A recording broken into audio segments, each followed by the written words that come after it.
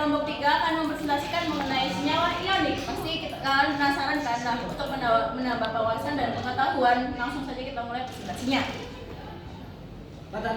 Tata nama senyawa ion terbentuk dari ikatan unsur positif atau kation dari unsur logam dan ion negatif atau anion dari unsur non logam. Sehingga senyawa ionik adalah sistem penamaan senyawa kimia yang tersusun dari kation yaitu ion positif dan anion yaitu ion negatif. Dengan aturan penulisan kation terlebih dahulu baru diikuti oleh anion dengan akhiran ida. Untuk kation logam yang dapat memiliki lebih dari satu muatan tersebut harus tercantum dalam angka Romawi setelah nama logamnya. Misalnya besi kurung buka 3 oksida dan tidak perlu dicantumkan muatan dan tidak perlu untuk dicantumkan muatan yang selalu sama.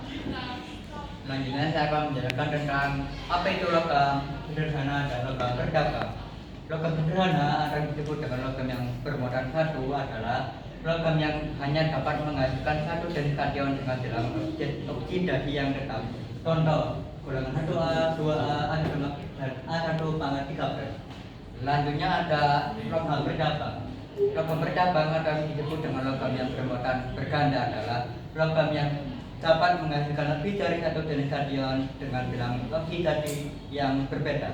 Contohnya ada Fe pangkat 12, Cu pangkat 12, dan Sn pangkat 12. Nah, di sini saya akan menjelaskan tentang anion sederhana atau monoatomik dan anion dari salah satu non logam yang berakhiran ida. Contohnya ada O2 oksida, Cl klorida, S2 sulfida, dan ada anion bercabang poliatomik atau polion kelompok atom yang terikat secara kovalen dan bersama-sama membawa muatan. Contohnya ada NO3 nitrat, CO3+2 karbonat, ada SO4+2 sulfat, dan ada OH. Hal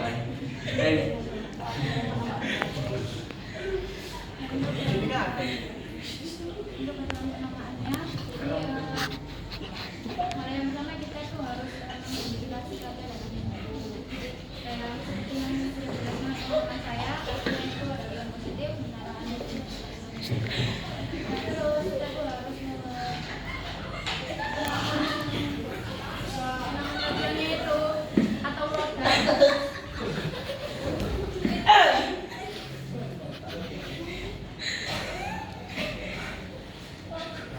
Jadi kita tuh harus lihat dulu logamnya itu lebih dari satu atau kurang dari satu.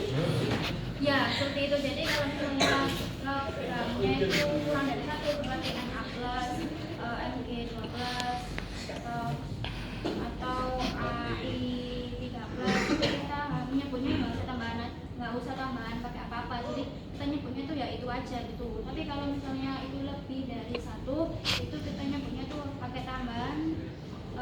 Diikuti dengan bilangan oksidasinya dan angka Romawi di dalam kurung.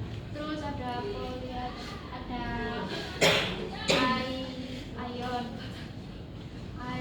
itu dibagi menjadi dua, yaitu ion poliatonik sama ion monoatonik. Jadi itu ada perbedaan juga.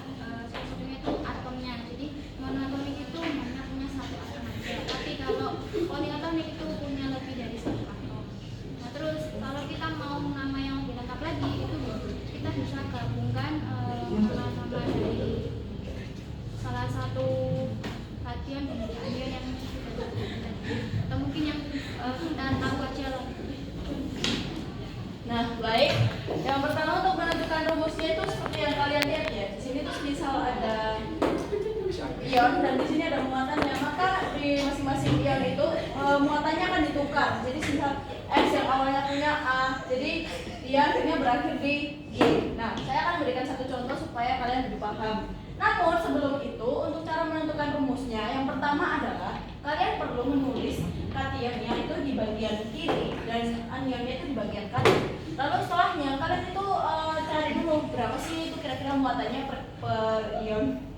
Lalu silakan Anda rumus dan minus supaya hasilnya muatannya itu 0 atau netral. Nah, untuk yang terakhir perlu kalian ingat-ingat ya, kalau misal anion poliatomiknya lebih dari 1, maka itu harus dituliskan dalam kurung dan di sebelahnya itu ada subskripnya atau di bawah sini atau angka berapa seperti itu.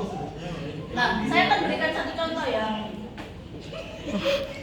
Jadi di sini saya akan mengambil dua ion ya.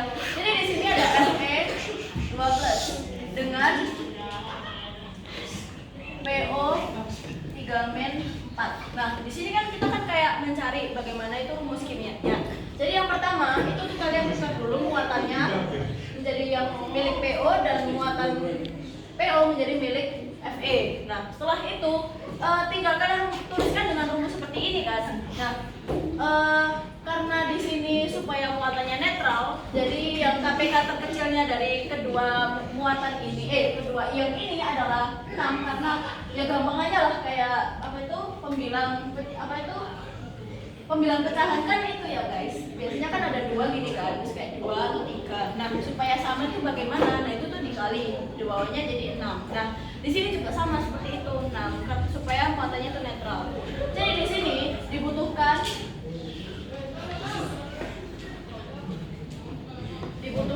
sekitar 3 ion dari Fe. Karena tadi kan sudah ditukar kan ini muatannya. Jadi seperti itu.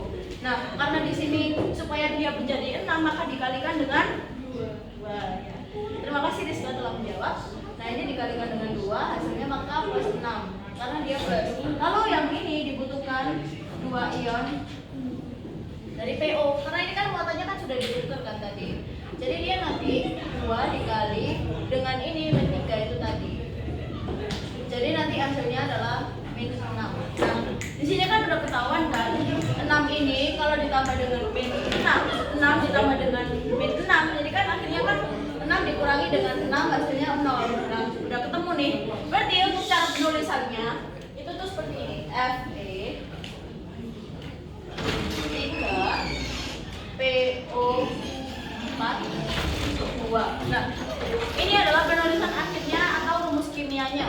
Untuk yang bertanya-tanya, ini 2-nya dari mana sih? Nah, 2 ini adalah dibutuhkannya ion dari PO tersebut. Nah, ini tuh namanya itu besi